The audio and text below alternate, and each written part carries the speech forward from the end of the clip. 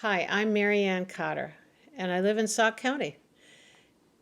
I grew up in Madison, and our family tradition at dinner time was very special.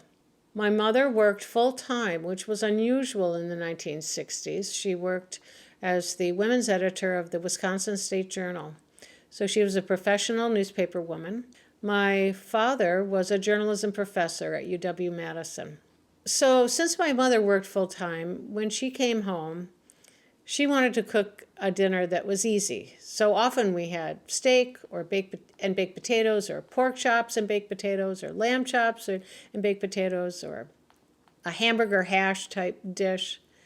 But what was important really at dinner time was not the food that we ate, but the fact that dinner was a time for us to talk about what was going on in the world.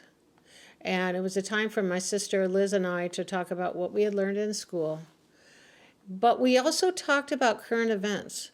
And that was just a part of our growing up. My parents instilled in us an interest in not only what was going on in our family and our neighborhood and our city, but also what was going on around the world.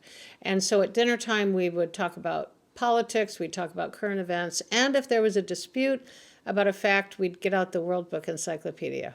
So dinner time was a very special time to talk and to have conversation and to listen to our parents, but also to be listened to by them. So fast forward quite a number of years when I got married and had children of my own.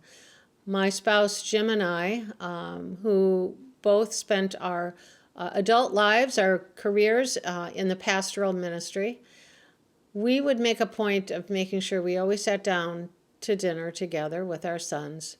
And our ritual was that we would have them talk about one thing that they learned. And so I really carried on that family tradition I had learned as a child into my adulthood, and made sure that dinner was not only a time to eat food that was good and healthy, but it was also time for conversation, for talking about what was going on in the world, and also for the children to experience listening to the adults, but also have that experience of being listened to.